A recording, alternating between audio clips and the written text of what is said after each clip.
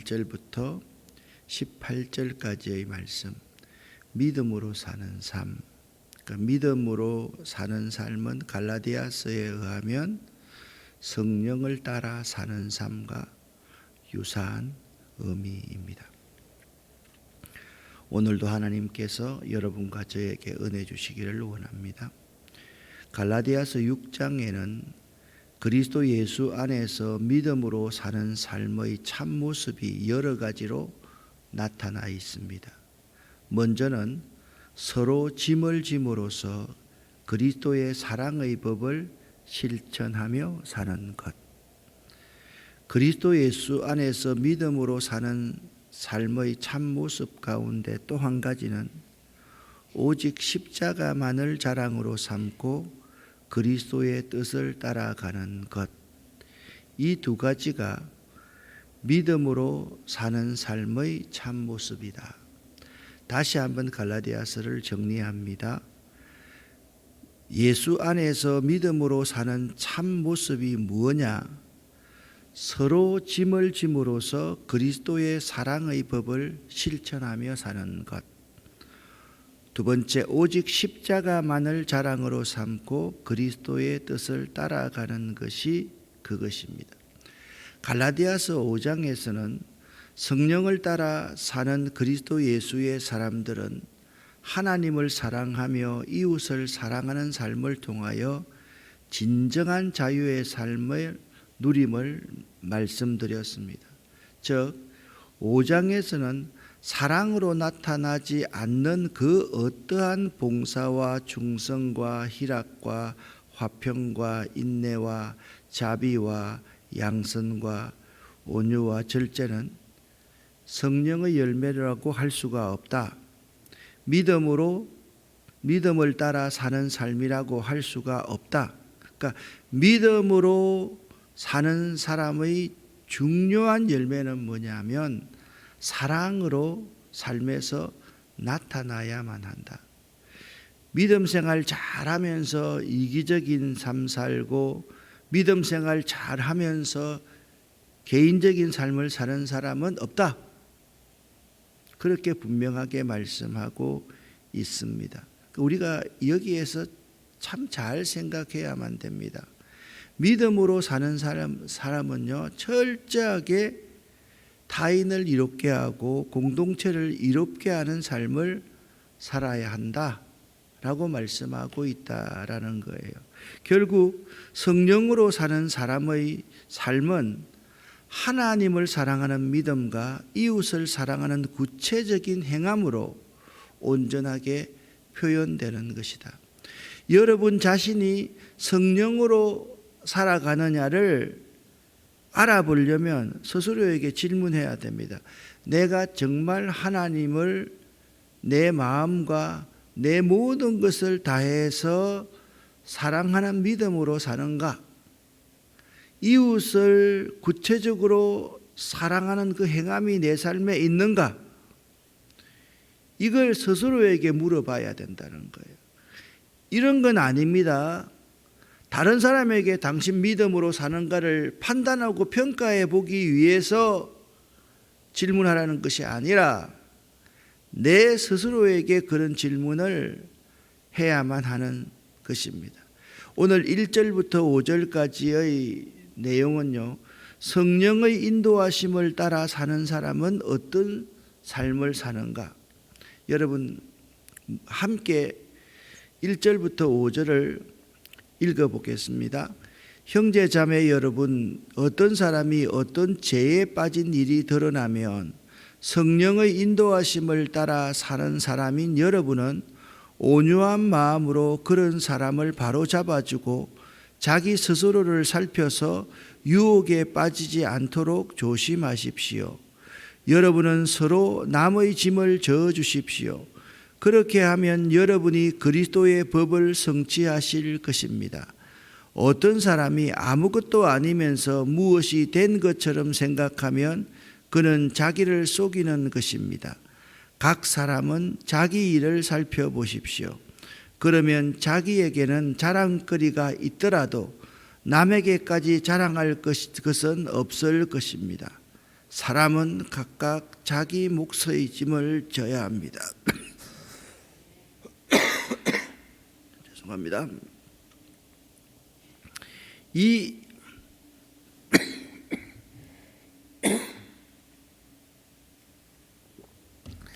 1절부터 5절까지의 말씀의 가장 중요한 내용은 뭐냐 하면 두 번째 줄입니다. 성령의 인도하심을 따라 사는 사람이라면 형제 자매에게 어떤 죄에 빠진 일이 드러난다 할지라도 온유한 마음으로 그런 사람을 바로잡아주고 스스로를 살펴서 유혹에 빠지지 않도록 조심하는 사람입니다. 성령의 인도하심을 따라 사는 사람이라면 서로 남의 짐을 져주는 사람입니다. 성령의 인도하심을 따라 사는 사람이라면 스스로 교만하지 않고 자기의 일을 살펴보는 것이지 다른 사람을 정죄하는 사람이 아닙니다. 그렇게 오늘 6장에서 말씀하고 있는 거예요. 그러니까 2절에 그리하여 그리스도의 법을 성취하라 라는 말씀이 나오는데요. 이것은 그 앞에 생략되어 있는 말이 있습니다. 성령의 인도하심을 따는 사는 사람이라면 그리스도의 법을 성취하는 사람입니다. 그 말인 것입니다. 그래서 우리는요, 그리스도가 살았던 삶을 그대로 따라 살아가는 것, 그것이 성령의 인도하심을 따라 사는 사람임을 알아야만 하는 것입니다. 유대인들은요, 율법 준수를 목적으로 삼지 않고 수단으로 삼고 살았던 사람입니다. 자신이 의로워지기 위한 수단, 자신의 냄새나는 내면을 감추기 위한 수단이 곧 모세의 법을 지키는 것이었습니다. 유대인 그들 말입니다. 그래서 우리 예수님께서 그들을 회칠한 무덤이다 라고 책망했다라는 것입니다. 그와 반대로 유대인들과 반대로 그리스도의 법을 지킨다는 것은 그것을 목적으로 삼는다라는 것입니다. 바울은 분명히 명령합니다. 그리스도의 법을 성취하라. 즉 의로워지기 위해서 그리스도의 법을 지키라는 것이 아니라 새로운 존재이기 때문에 그것을 위해 살라라고 말하는 것입니다. 여기에 바로 우리에게 주어진 자유의 참된 의미가 있는 것입니다. 그리스도의 법이라고 할지라도 우리는 성령을 따라 살아가면, 성령을 따라 살아가는 삶이 뭐라고 그랬습니까? 하나님을 내 목숨을 다해서 사랑하는 것이고 내 이웃을 내 몸처럼 아끼고 사랑하는 그 행함, 그러니까 믿음과 행함, 이 두 가지가 있는 사람이 그리스도의 법을 성취하는 사람이다라는 것입니다. 우리에게 주신 자유는 율법에 얽매인 자들이 결코 도달할 수 없었던 놀라운 영적 차원에 이를 수 있는 힘입니다. 그러니까 우리에게는 이런 힘이 있다는 거예요. 우리에게는 이런 자유가 있다는 거예요. 얽매이는 삶이 아니라 자유 속에서 내가 어떻게 살아가야 되나, 이런 고민을 할 필요도 없습니다. 성령을 따라가는 거예요. 그 성령을 따라가는 사람에는 두 가지가 있어야 돼요. 믿음이 있어야 돼요. 어떤 믿음이 있어야 돼요? 하나님을 사랑하는 믿음이 있어야 돼요. 이웃을 사랑하는 행함이 있어야 돼요. 내 삶에서 자연스럽게 믿음과 행함의 삶이 조화를 이루는 삶, 그 사람이 성령을 따라가는 삶이지 다른 게 아니라라는 말입니다. 온유한 태도로서 그 잘못을 바로잡는 사람, 내 주변에 잘못한 일이 드러난 사람이 있다 하더라도 내가 성령을 따라가는 사람이면 진정으로 잘못한 사람이라 할지라도 정죄하지 않고 그를 아끼고 사랑하는 마음으로 범죄한 자들을 대하는 사람이다. 또 그 사람의 잘못을 통하여 정죄할 것이 아니라 내 자신의 모습을 되돌아볼 수 있어야 한다. 나도 그러한 범죄에 빠지지 않도록 조심하라는 사인으로 받아들일 수 있어야만 한다라고 그렇게 말씀을 하고 있습니다. 그러면 잘못을 범한 사람은 아무 문제가 없는 겁니까? 그게 아닙니다. 잘못을 범한 사람의 잘못에 대해서도 나도 책임을 느끼며 그도 책임을 느끼는, 그래, 내가 잘못해서 혹시나 저 사람이 그러한 범죄에 빠졌을 수 있어, 이렇게 생각할 수 있어야 된다. 그게 서로 간에 짐을 지는 것이다. 그렇게 말씀하고 있습니다. 저는 볼 때 갈라디아서를 여러 번 강해하면서 느껴지는 것은 6장 1절부터 5절까지가 갈라디아서의 주제이지 않나 라고 생각할 정도로 참 구체적으로 예를 잘 들었다라는 생각이 듭니다.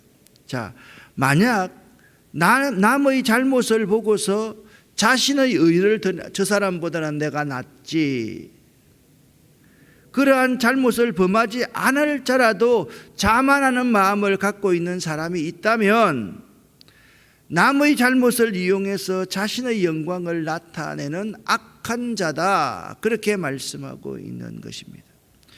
여러분, 유대인들이 그랬거든요. 저 봐봐, 저렇게 행동하는 그거 아니야, 나를 봐, 우리는 말이야 11조도 하고 큰 거리에 서서 손을 들어서 기도도 하고 금식도 하고 이렇게 하잖아. 그게 잘못됐다라는 거예요.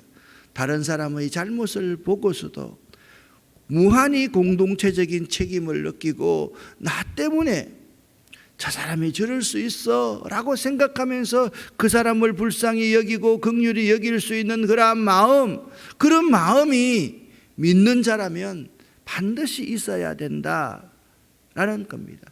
그래서 그런 사람이라면 각각 자기의 일을 살피고 자신만이 갖고 있는 잘못에 대해서 동감하며 혹시 남의 잘못을 통해서 나타나는 자신의 의로움이 있더라도 결코 그것을 자랑하는 기회로 삼지 말고 더욱더 오히려 근신하여 나를 낮추는 기회로 삼아야 합니다. 할렐루야. 참 귀한 말씀 아닙니까? 오늘날 우리 교회에서 자꾸 높아지려는 사람이 많습니다. 다른 사람보다 더 높아지려는 사람이 많습니다. 제가 이런 사람 봤습니다. 권사 투표합니다. 안수집사 투표합니다. 끝났습니다. 자기가 표를 제일 많이 받았습니다. 그런데 자기가 선임인데 이름은 가나다라 수를 했기 때문에 내가 이 교회 못 다니겠다는 거예요. 실제 있었던 이야기입니다. 당일날 자기들이 돈을 모아가지고 교회에 선물을 전달하는데 제일 연세 많은 분에게 선물을 전달하도록 만들었더니 자기가 가장 표를 많이 받았는데 자기가 선물 전달 안 한다고 말입니다. 안 한다고. 그렇게 하는 사람도 제가 봤습니다. 여러분, 우리가 성령의 열매로 살아가는 참 그리스도인은 다시 한번 어떤 자이냐? 하나님을 사랑하되 내 목숨을 다해서 하나님을 사랑하는 믿음, 이웃을 진심으로 내 몸처럼 사랑하는 행함, 이 두 가지가 우리의 삶에서 조화롭게 나타나야만 된다. 그래서 이 하나님의 사랑의 법이 우리의 공동체 가운데 드러나고 나타나는 것을 보여주는 삶을 사는 사람이다. 그렇게 우리가 명심하고 그렇게 실천할 수 있어야만 하는 것입니다. 이제는 사람이 심는 대로 거둔다. 6절부터 10절까지를 세번역 성경으로 읽어보겠습니다. 말씀을 배우는 사람은 가르치는 사람과 모든 좋은 것을 함께 나누어야 합니다. 자기를 속이지 마십시오. 하나님은 조롱을 받으실 분이 아니십니다. 사람은 무엇을 심든지 심는 대로 거둘 것입니다. 자기 육체에다 심는 사람은 육체에서 썩을 것을 거두고 성령에다 심는 사람은 성령에게서 영생을 거둘 것입니다. 선한 일을 하다가 낙심하지 맙시다. 지쳐서 넘어지지 아니하면 때가 이를 때에 거두게 될 것입니다. 그러므로 기회가 있는 동안에 모든 사람에게 선한 일을 합시다. 특히 믿음의 식구들에게는 더욱 그렇게 합시다. 아멘. 6절부터 10절은 1절부터 5절 성령을 따라 사는 사람은 이렇게 살아야 됩니다 라는 그 말씀의 구체적인 설명입니다.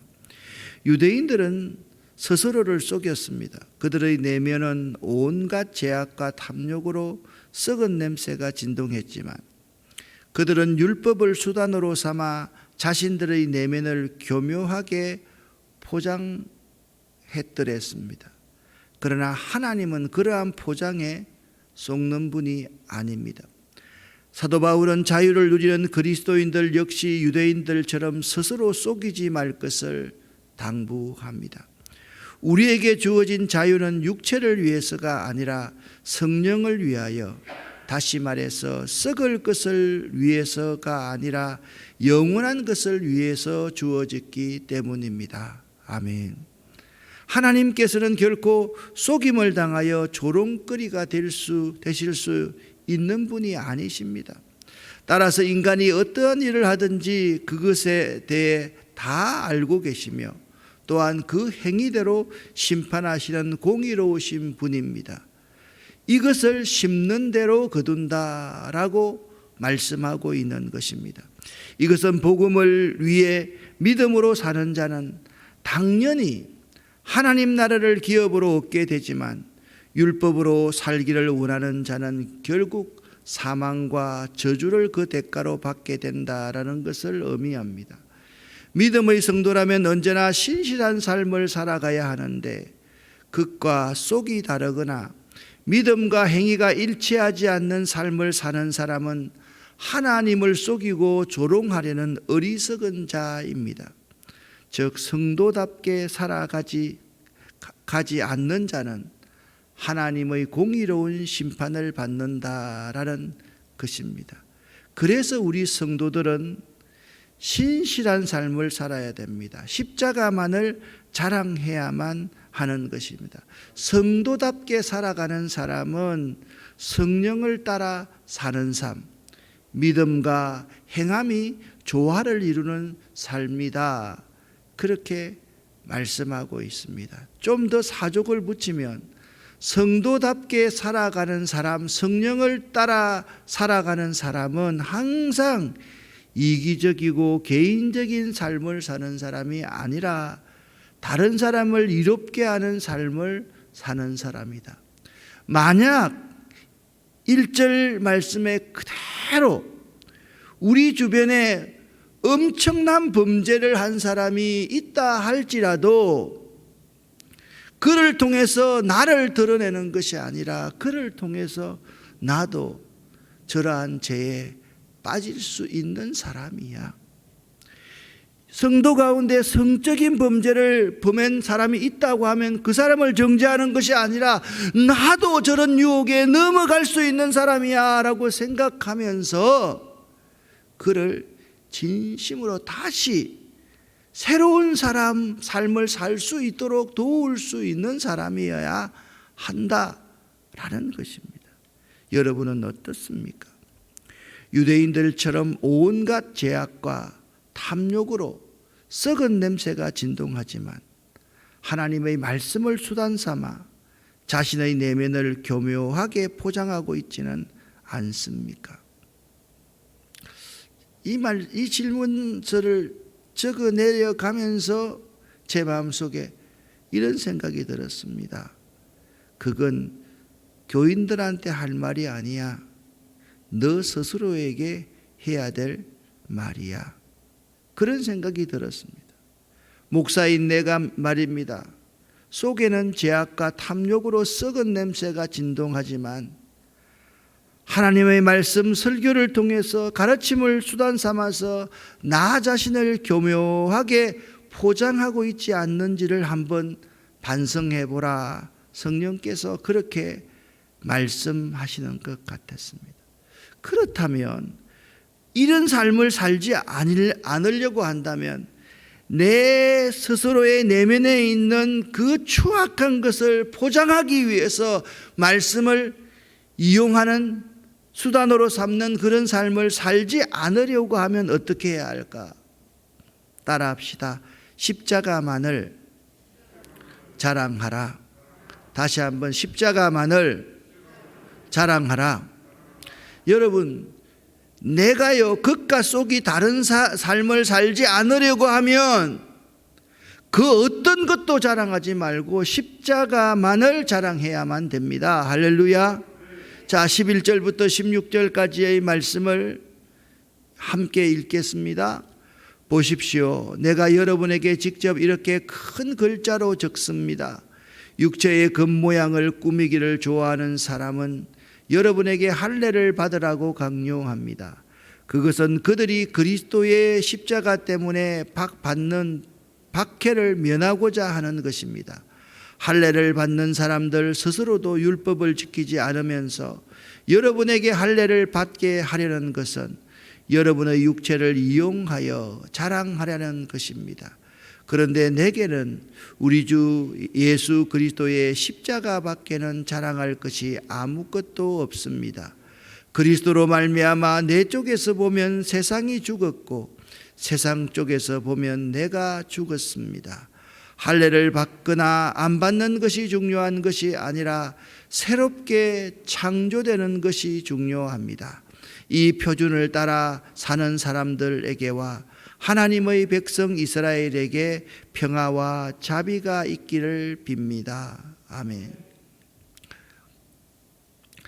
말씀이 참 은혜롭지 않습니까? 뭐 설교가 사실 필요가 없습니다. 한 구절 한 구절 해설해 나가고 이해해 가면 말씀이 우리의 폐부를 찌르는 것과 같습니다. 구원에 이르는 것은 인간의 어떤 행위나 세상적인 조건에 따르는 결과로서가 아니라 오직 그리스도 예수의 십자가 공로에 의한 것이므로 결국 십자가 외에는 그 어느 것도 자랑할 만한 가치가 없습니다.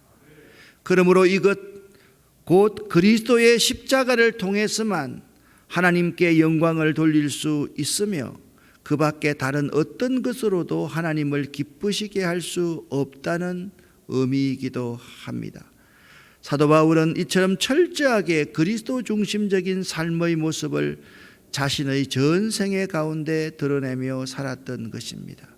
오직 십자가만을 자랑하는 삶은 자신이 그 어떤 환경에 처해도 다만 그리스도로 말미암아 기뻐하고 그리스도로 말미암아 항상 감사할 수 있는 생활입니다. 할렐루야.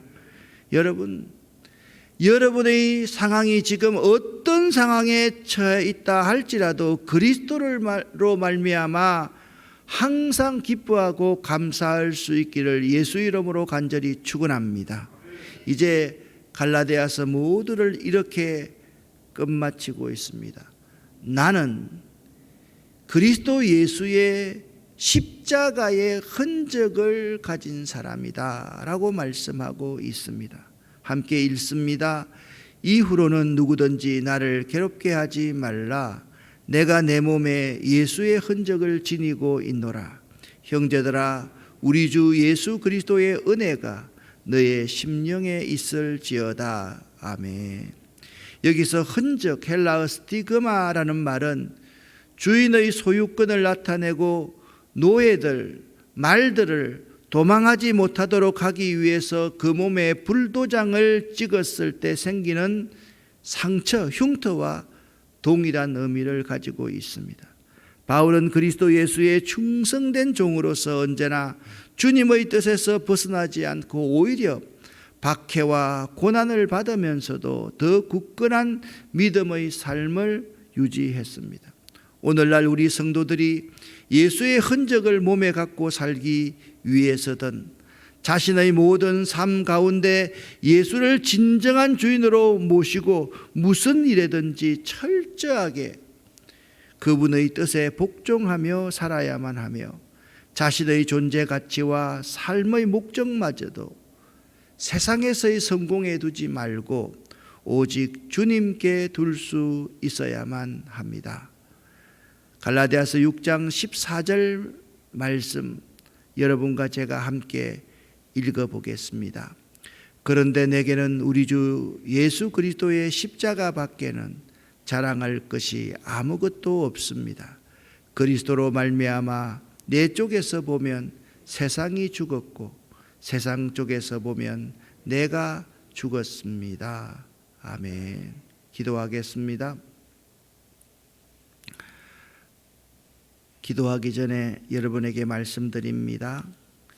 이번 주 금요일 밤 7시 30분, 토요일 밤 7시 30분, 주일 3시, 여러분 여기 프랭카드 나와 있듯이 김동호 목사님이 오셔서 말씀 사경회를 합니다. 여러분 나가시면서 저 뒤에 가면 이러한 간지가 있을 겁니다. 한 장씩 가져가서 참석하고 또 믿지 않는 분들이 있으면 이번 금요일, 토요일, 주일 3시, 금요일, 토요일 7시 반입니다. 그분들 한번 데려오시면 수없는 역경과 고난에서 지금도 암 투병 생활을 하면서 복음을 전하고 있는 김동호 목사님의 생생한 간정 어린 말씀을 나눌 수 있을 것입니다. 기도하겠습니다. 내게는 그리스도 예수의 십자가 밖에는 자랑할 것이 없노라. 이 사도 바울의 고백이 우리들의 고백이기를 원합니다. 성령을 따라가는 사람, 그런 삶을 살기를 원합니다. 도와주시옵소서. 나 혼자 내버려 두면 나는 결코 이런 삶을 살 수가 없습니다. 내 스스로를 날마다 십자가 앞에 놓고 나를, 죄인인 나를, 구원받을 수 없는 나를, 도무지 가능성이 없는 나를 돌아볼 수 있는 저희들 되기를 원합니다. 예수 그리스도 이름으로 축복하옵고 간절히 기도 올립니다. 아멘.